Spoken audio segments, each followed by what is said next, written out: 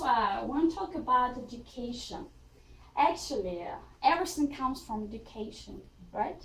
Who doesn't believe that nothing comes, not everything comes from education.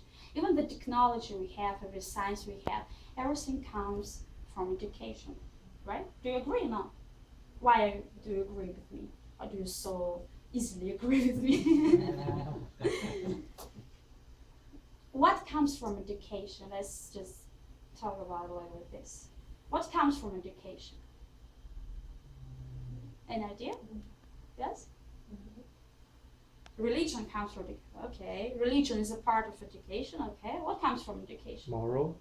Morals, values, right? Values. What comes from education? What else comes from education? Knowledge. Okay. Knowledge comes from education. Okay. What else? Anything else? Wisdom. Wisdom. Wisdom. Okay. Yeah, wisdom comes from education. Anything else? Comes from age as well, right? As older you are, as more wisdom you're supposed to have. But actually, also young people may have, and old people may not have. But so everything depends. Remember on our environment. So yes, education is a great role in our society. So if you take a look at education, you just think like, I sent my child to school, go to school. Quickly, I told you go to school. So when you go to school and you say, I'm not talking about Taiwan, I'm not talking about any country, but most countries are the same, similar the system education that like, what is education, right? And why did people actually start to create schools and so on? But education before that, the system education they had was actually designed again, right? Was built 200 years ago, and it hasn't changed so much. I'm not talking about using computer in education, right? Hasn't the system, the core of the system, hasn't changed so much. It's the same 200 years old education system. It's like going to school and spending there the same like 8 hours or how many hours, like 12 hours, and going to Bushiban and spend there 4 more hours, right? So it's like, when I took a look at kids, I was like, oh my God, yes, so they have so much courage and so patient. I am with them. So because schools, they're also old and there's education must be changed, of course, but everything comes from environment. So if the environment doesn't change, the system doesn't change, the system pushes the same values.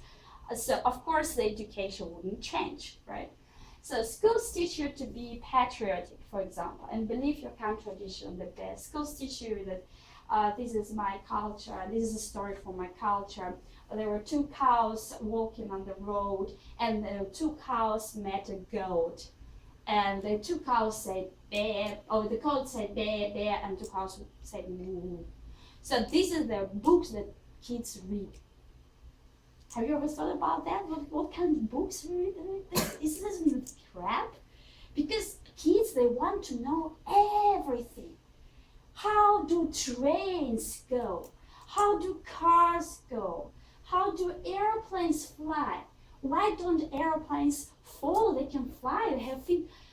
Kids, they want to know everything. But we still teach stories about cows and animals and so on.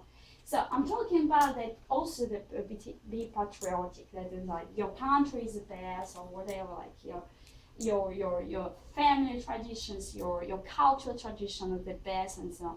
So it can also be a cause for separating nations, separating countries, going to wars, because I am patriotic. My country is the best. And it's okay to go and hit another country. That's all right. So it's a base of this, it's a root of that. So why to do that? So we can change it, right?